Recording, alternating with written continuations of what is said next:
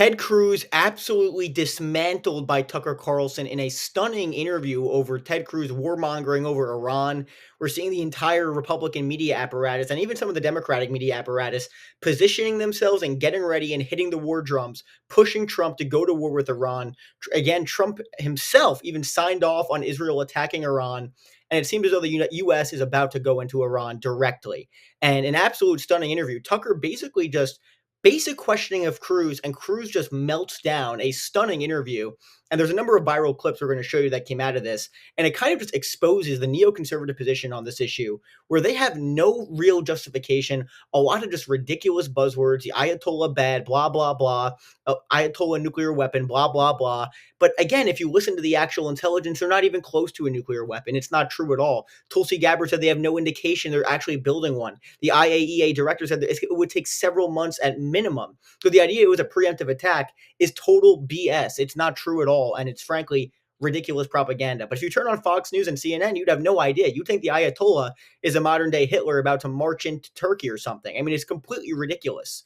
It's absurd. Not to mention Israel themselves have nukes and they don't report it, which just goes to show you the absolute hypocrisy of the entire situation here. So we're going to get in the first clip where Ted Cruz, this is the most viral clip, Ted Cruz just completely exposes himself as someone who has no idea what Iran is like. Yet he wants to topple the regime and the people, not even thinking of the potential ramifications, which is exactly what happened to Iraq. And it's the point that Tucker is trying to articulate here. So I'm going to show you the first clip and we'll talk about it after. Absolutely stunning. Here's the first clip and we'll talk about it after. I don't know. How many people live in Iran, by the way? I don't know the population. At all? No, I don't know the population. You don't know the population of the country you seek to topple? How many people live in Iran? 92 million. Okay. Yeah, How could you not know that? I don't sit around memorizing population tables. Well, it's kind of relevant because you're calling for the overthrow of the government. Why is it relevant whether it's, because, it's 90 million or 80 million or 100 million? Why is that relevant? Because if you don't know anything about the country... I didn't say I don't know anything about Okay, what's the ethnic mix of Iran?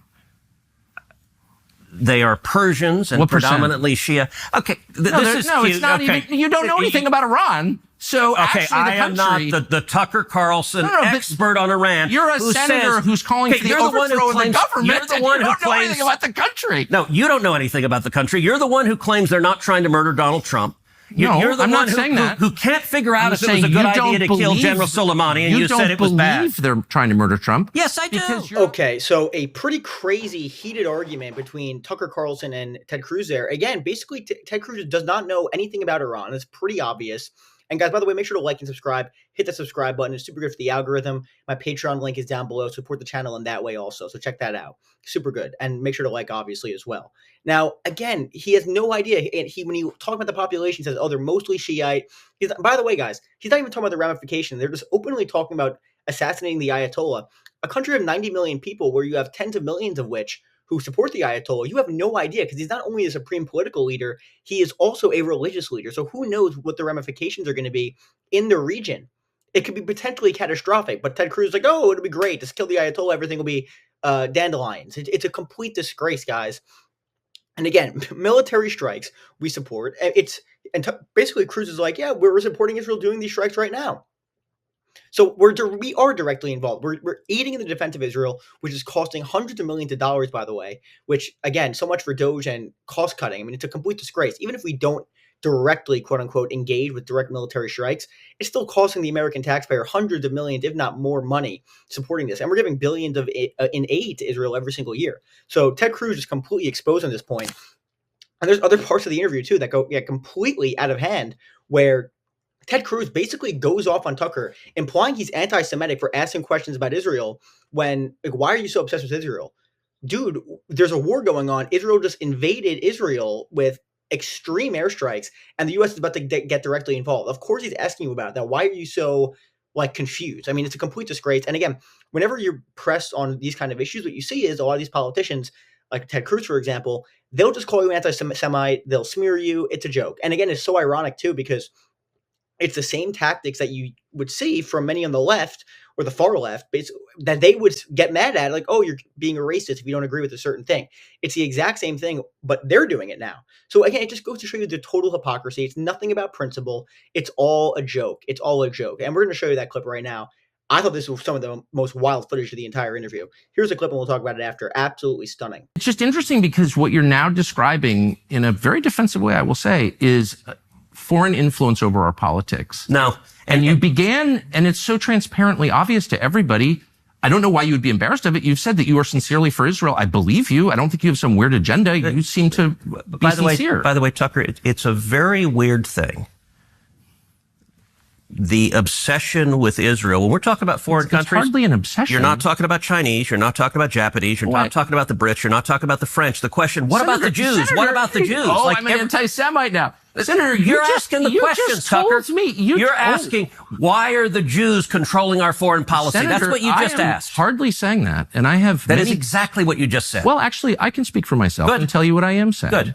On behalf not simply of myself, but on of my many Jewish friends who would have the same questions, which is to what extent, and it's interesting you're trying to derail my questions by calling me an anti-Semite, which you are. I did not. Of course you are. And rather than be honorable enough to say it right to my face, you are in a sleazy feline way implying it or just asking questions about the Jews. I'm not asking questions about the Jews.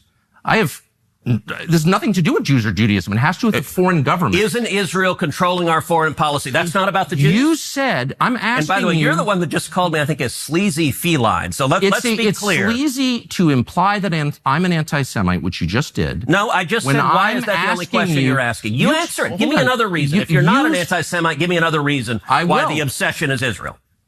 I am in no sense obsessed with Israel. We are on the brink of war with Iran. And so these are valid questions. But you're not asking about Iran or the If I can finish, you asked me why I'm obsessed with Israel. Yep. 3 minutes after telling me that when you first ran for Congress, you elucidated one of your main goals, which is to defend Israel. Yes. And I'm the one who's obsessed with Israel. I don't see a lawmaker's job as defending the interests of a foreign government, period. Okay. Any government, including the ones that my ancestors come from. So that's my position. That does not make me an anti-Semite. And shame on you for suggesting otherwise. And I mean that. Okay, so again, basically calling him an anti-Semite, implying it, and then Tucker, of course, responds. And again, I will say Tucker is obviously very condescending, and he's trying to get under Cruz's skin. Clearly, he's trying to do that. But again, it's just so wild that they resort to attacks like you're anti-Semitic and all of that if they do not agree with your position. And they have really no defense. And again, he's saying he's obsessed with Israel. In the same interview, we're going to show you the clip afterward, Ted Cruz literally said his number one reason he wanted to go to Congress was to defend Israel. He literally said that in the same interview, and he uses biblical justification for that. It's completely insane.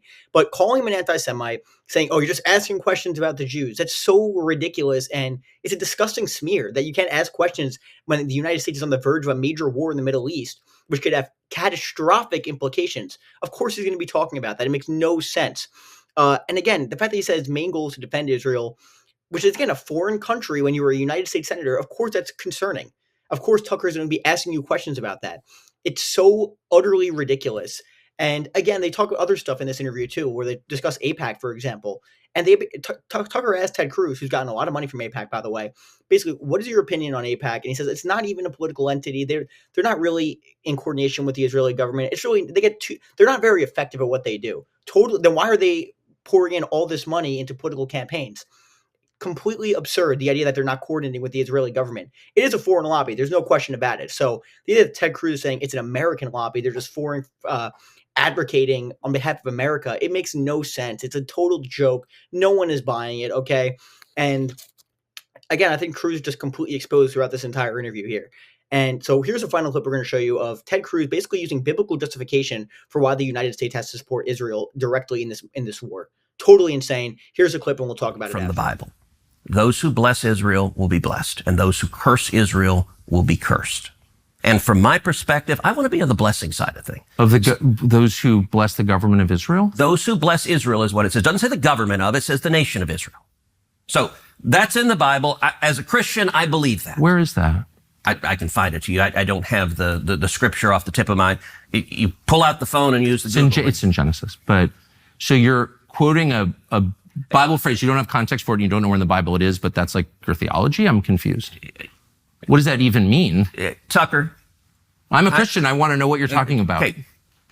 Where does my support for Israel come from? Number one, because biblically we're commanded to support Israel. But number two. Well, hold on. I'm not holding on. Hold on. You're a senator and now you're throwing out theology and I am a Christian and I am allowed to weigh in on this.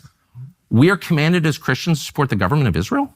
We are commanded to support Israel. And what does that mean, Israel? We're told those who bless Israel will be blessed. But hold on, define Israel. This is important. Are you kidding?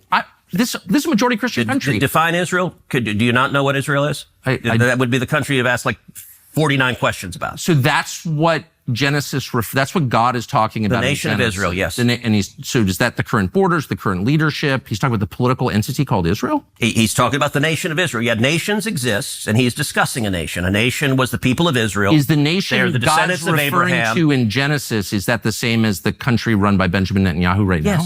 Yes. It is. Okay. And by the way, it's not run by Benjamin Netanyahu as a dictator. It's a democratic country that elected. He's the prime minister. Right. What? But just like, America is the country run by Donald Trump. No, actually, the American people elected Donald Trump. The same principle This is silly. I'm talking about the political entity of modern Israel. Yes, and that is You believe Israel. That's what God was talking about in Genesis. I do, but that country's existed since when? For thousands of years. Now, there was a time when it didn't exist, and then it was recreated just over 70 years ago. I'm saying, I think most people understand that line in Genesis to refer to the Jewish people, God's chosen people. That's not what it says. Okay, Israel, but you don't even know where in the Bible. Okay, so again, guys, I think that's also one of the most insane clips of the entire interview. He's using the Bible for his justification for the support of Israel, but then when Tucker presses him on it, he has no idea even where the scripture comes from. He can't even cite it correctly. And they're not advocating in the Bible for the modern political entity of the state of Israel and Benjamin Netanyahu's government and military action that the U.S. has to support. Total, again, just BS from Ted Cruz. It's not true what he's saying, and I think he knows it, but that's the best he's got. It's a joke. And again, this kind of justification is what is going to get the United States into a broader regional war here. And again, by the way, it's also many of the hardcore people who are supporting Israel, Mike Huckabee, for example, they use biblical justification for their support of Israel. This is a fact and documented. His weird text message to Trump the other day, basically using divine intervention and saying, I trust everything you do. You were saved by God in Butler, Pennsylvania. Really weird stuff. And they're using divine justification for why the United States has to support Israel as well. So totally insane. And he also brings up the assassination attempts where the U.S. intelligence apparently says that Iran is trying to assassinate Donald Trump. But Ted Cruz isn't calling for direct military action. If that was true, wouldn't they be doing that? So it's all very skeptical. And of course, those intelligence reports are coming out basically to manufacture consent amongst the American population to support a war with Iran. That's obviously what's going on here. And it is truly wild stuff to see. It's wild that we're actually on the verge of a war with Iran. It's insane that Israel invaded and is bombing Iran right now, which the ramifications for the region are just catastrophic. So absolutely wild stuff. I hope you guys enjoyed this video. Again, make sure to like and subscribe. It's super good for the algorithm. We're continuing to grow. We're at 530 subs right now. We're trying to get to 600 pretty soon. Thank you guys so much for watching. Crazy stuff going on. Hopefully the U.S. does not get directly involved, but this is absolutely wild. Thanks for watching, and I'll see you later.